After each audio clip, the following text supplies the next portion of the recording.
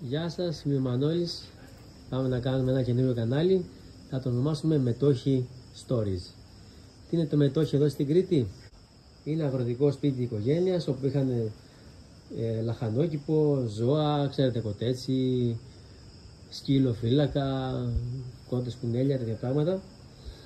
Και μαζεύονταν και έκαναν και παρέες και πήραν και τις ρακίες τους και βάζαν και ψήναν και κάνα ψητό όπως μπορούσαν.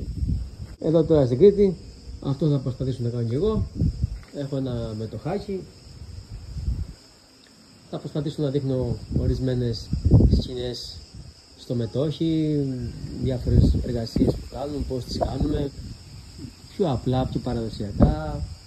Το φούρνο, όταν βάλουμε το ξυλόφουρνο, όταν βάλουμε την ξυλόσομπα το χειμώνα, τέτοια απλά πράγματα. Εδώ έχει μια σικιά. Να την κλαδέψουμε λίγο, να μπορούμε να περνάμε. Χρειάζεται κλάδεμα εδώ, κλάδεμα εκεί κάτω. Η σικιά βγάζει ένα γάλα, οπότε πρέπει να περάσει και λίγος χρόνος για να φύγει αυτό, που να μην κάνει και αλλεργίες. Έτσι. Και ας χρησιμοποιήσουμε και το ChatGPT εδώ. Θα πιάσω να βγάλω φωτογραφίες της σικιάς, να ρωτήσω το ChatGPT αυτό το πράγμα θέλω να κάνω. Βάλε μου σε κύκλο για παράδειγμα ποια κλαδιά πιστεύεις ότι πρέπει να κόψω. Να δούμε τι θα κάνει και αναλόγως παράδω και εγώ.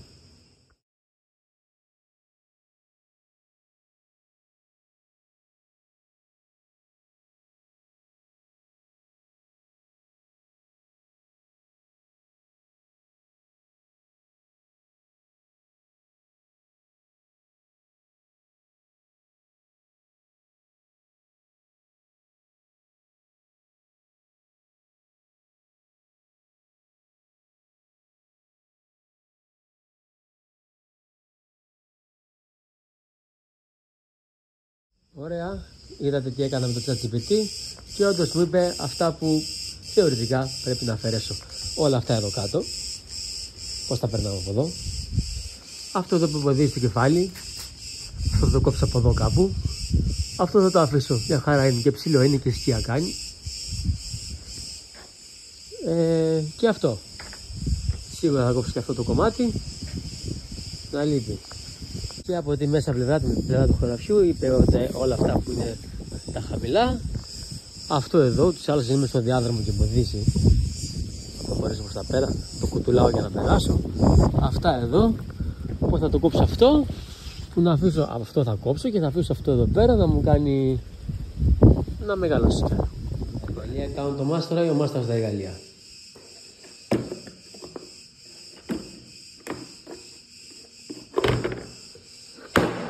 Ηλεκτρικό, μόνο ηλεκτρικά.